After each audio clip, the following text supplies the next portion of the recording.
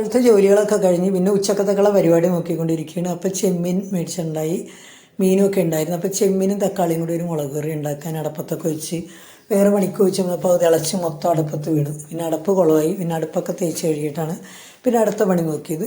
അപ്പോൾ മീൻ വറുക്കാനുണ്ടായി. മീനും വറുത്ത് ഒരു കപ്പ 2 ദിവസം മുന്നേ മേടിച്ചിരിപ്പുണ്ടായിരുന്നു. അപ്പോൾ ആ കപ്പ നന്നായിട്ട് വേവിച്ച് നല്ല കയ്യിലുകൊണ്ടൊക്കെ നല്ല ഉടച്ചെടുത്ത് തേങ്ങ ഒന്നും ഇട്ടിട്ടില്ല അതിനകത്ത്. കപ്പ നന്നായിട്ട് ഉടച്ചിട്ട് മഞ്ഞപ്പൊടിയൊക്കെ ഇട്ട് വേവിച്ചതാണ്. അതും കാന്താരി മുളക് കൂടെ ഉപ്പിലിട്ടതുണ്ടായിരുന്നു.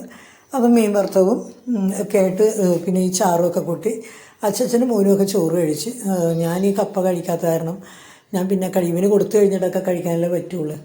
അപ്പോൾ ഇവരെ 2 പേരുടെ ഊണൊക്കെ കഴിഞ്ഞിട്ടാണ് എൻ്റെ ഊണിന് ഞാൻ നോക്കണത്. അന്നേരം സമ്മതിക്കാനുള്ള പിന്നെ ഒച്ചപ്പാടാണ്. ഒരു ഡെലിവറി വന്നായിരുന്നു അന്നേരം ഞങ്ങൾക്ക്.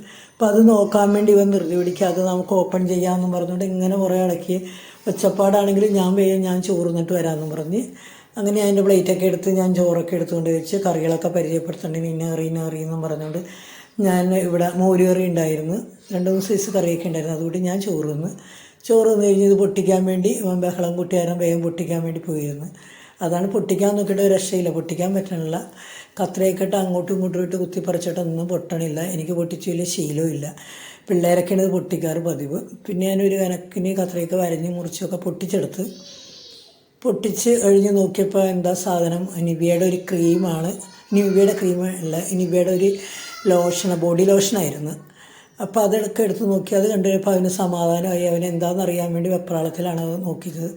അവന് മസ്കൈയുടെ ഒരു പെട്ടി കണ്ടപ്പോൾ അവന് മനസ്സിലായി വേറെ എന്തോ സാധനമെന്നും പറഞ്ഞുകൊണ്ടാണ് അവൻ നോക്കിയത്. 2 ദിവസം മുന്നേ അവന് ബ്രഷ് വന്നായിരുന്നു. അപ്പോൾ അതാണെന്നോർത്ത് അവൻ നോക്കിയത്. പല്ല് തേക്കണ ബ്രഷൊക്കെ അവൻ അതിൽ നിന്ന് മേടിച്ചിട്ടുണ്ടായിരുന്നു. അപ്പോൾ അത് കഴിഞ്ഞ് അതിൻ്റെ അകത്തുള്ള ഒരു സാധനം ഉണ്ടല്ലോ ഇങ്ങനെ പൊട്ടിക്കണത് പ്ലാസ്റ്റിക്കിൻ്റെ.